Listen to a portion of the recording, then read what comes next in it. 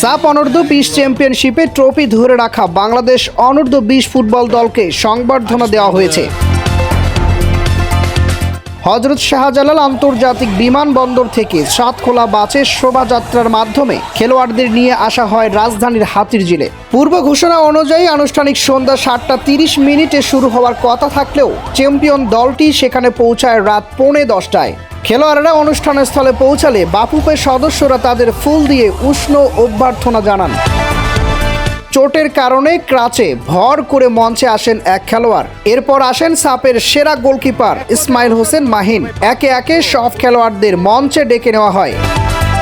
Declan সুলিমানের নাম ঘোষণার সঙ্গে সঙ্গে দর্শকদের উল্লাস কয়েক গুণ বেড়ে যায়। সবার শেষে মঞ্চে আসেন রোনান সুলিভান। উপস্থাপক ট্রফির কথা জিজ্ঞাসা করতেই সেটি এনে মঞ্চের সামনে রাখা হয়।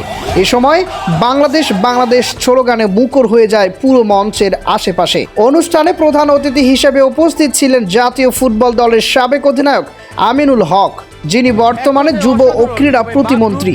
সাফের ফাইনালে গোলকিপার ইসমাইল হোসেন মাহিনের ট্রাইব্রেকারে একটি শট সেভের কথা বলতে গিয়ে তিনি ফিরে যান 2003 সালে, যখন ঢাকায় সাফ চ্যাম্পিয়নশিপের ফাইনালে মালদ্বীপের বিপক্ষে ট্রাইব্রেকারে তিনিও একটি শট সেভ করেছিলেন। অনুষ্ঠানের শুরুতে জাতীয় সঙ্গীত পরিবেশন করা হয়। এরপর বিশাল পর্দায় বাংলাদেশের সাফ জয়ের রোমাঞ্চকর মুহূর্তগুলো প্রদর্শিত হয়। পরপর দুবার সাফ অনূর্ধ্ব-20 ফুটবলে চ্যাম্পিয়ন হওয়ার গৌরব অর্জনের পর অধিনায়ক মিঠুকে ফুল দিয়ে বরণ করে নেওয়া হয়। মঞ্চে উপস্থিত ছিলেন বাফুফের সভাপতি তাবিথ আউয়াল। স্পন্সর প্রতিষ্ঠানের প্রতিনিধিরা তাদের বক্তব্যে আশাবাদ ব্যক্ত করেন যে এই দলই বাংলাদেশকে এশিয়ান কাপে নিয়ে যেতে সক্ষম হবে। আইরিশ কোচ মার্ক কক্স সালাম দিয়ে বক্তব্য শুরু করেন। তিনি বলেন, আসসালামু আলাইকুম, আমার হৃদয়ে বাংলাদেশ।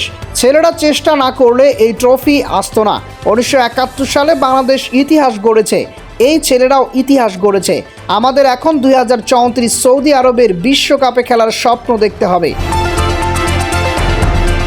মালদ্বীপে প্রবাসী বাংলাদেশিদের অবদানের প্রশংসা করে তিনি এই ট্রফি সমর্থকদের উৎসর্গ করেন।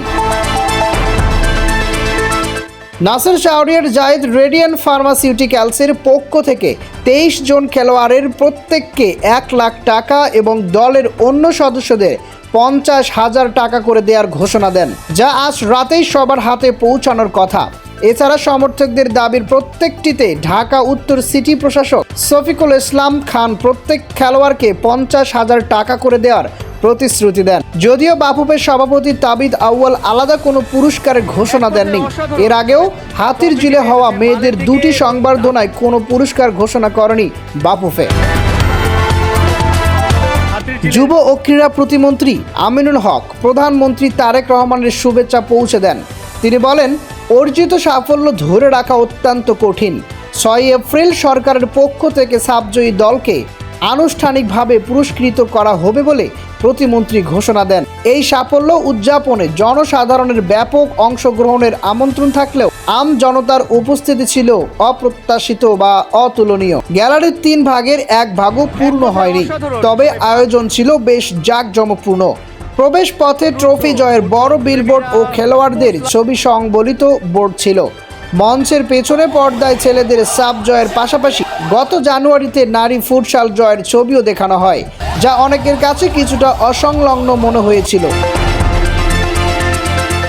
মঞ্চের সামনে বড় অক্ষরে লেখা ছিল চ্যাম্পিয়ন্স। অত্যাধুনিক সাউন্ড সিস্টেম এবং 34টি চেয়ারে সজ্জিত আলোকোজ্জ্বল মঞ্চ থেকে ছড়িয়ে পড়া আলোর বিচ্ছুরণ পুরো পরিবেশকে বর্ণিল করে তুলেছিল। বাফুফের সভাপতি তাবিথ আউয়াল তার বক্তব্যে বলেছেন, চেষ্টা, দেশপ্রেম আর ঐক্য থাকলে কোনো শক্তি বাংলাদেশকে পরাজিত করতে পারবে না। আমরা এখন বলতে পারি উই আর দ্য চ্যাম্পিয়ন। তবে এটাই শেষ নয়। কোচ মার্ক কক্সের কথা মতো 2034 সালে আমাদের লক্ষ্যে পৌঁছাতে হবে।